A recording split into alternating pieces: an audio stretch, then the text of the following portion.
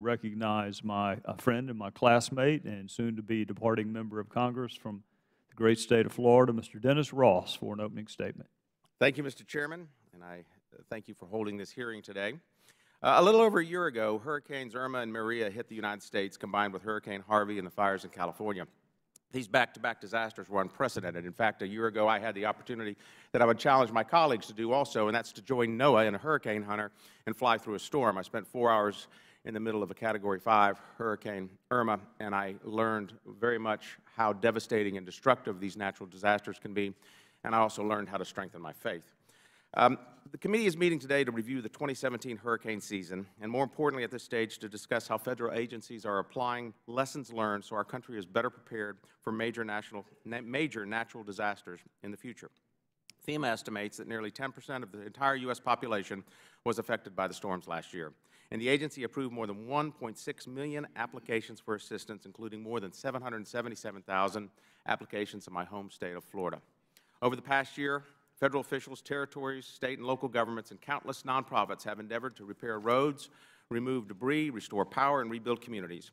The human toll is incalculable, and we cannot discount the fact that for many families who lost homes and loved ones, life will never be the same. Still, disasters are a reality of the world we live in. We know eventually the United States will face another catastrophic storm or natural disaster. That's why advanced planning, something that we don't do too well here, but yet is necessary, informed by lessons learned from previous disasters, is critically important.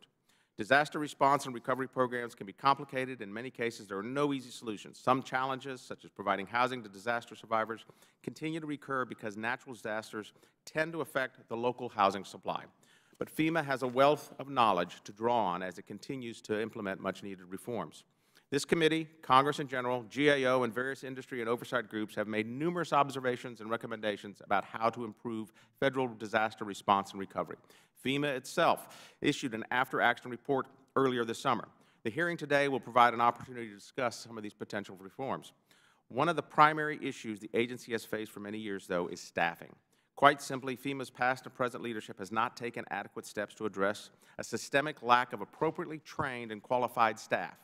Because many of these employees are on the front lines assisting individual disaster survivors and state local government officials, it is imperative that FEMA deploy knowledgeable staff who are capable of providing clear, consistent, and accurate guidance about FEMA's assistance programs. One of Administrator Long's strategic goals for FEMA is to reduce the complexity in order to support outcome-based recovery. I laud you on that goal, and I hope we're able to achieve that. But that cannot happen until FEMA ensures its workforce is ready for the job at hand. At the same time, I want to emphasize that response and recovery is not FEMA's task alone.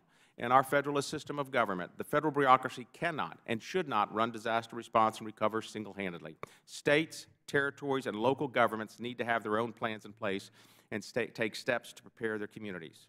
You know, resiliency is very, very important. We can prepare for resiliency. Last year, we saw the consequences of unpreparedness and lack of planning. We cannot afford to make the same mistake again. FEMA, the U.S. Army Corps of Engineers, and other Federal agencies and governments at all levels across the country must take this opportunity to reflect, apply lessons learned, and ensure our nation is better prepared for future disasters. Tomorrow, the 2018 Atlantic hurricane season will finally come to a close. In light of the storms that affected the United States this year, this hearing is particularly timely because Congress needs to hear from FEMA and the Corps about how their efforts this year were informed by lessons learned from last year. With that, I yield back, Chairman. The gentleman from Florida yields back. The gentleman